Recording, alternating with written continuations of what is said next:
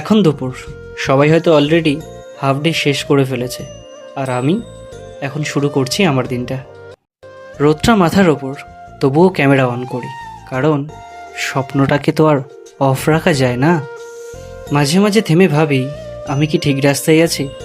এই কষ্টগুলো কোনো একদিন সফলতা দেবে তো? কেউই দেখে না এই পার্টটা, এই ঘাম, এই চাপ, এই চুপচাপ লড়াই। দুপুর ধীরে ধীরে বিকাল হয়, আর আমি বুঝতেই পারি না কখন আমার শরীরটা হেভি হয়ে গেছে।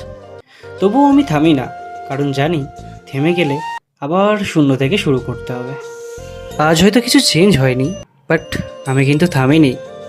আর সত্যি বলতে, কখনো কখনো না থেমে যাওয়াটাই সব থেকে ভালো হয়।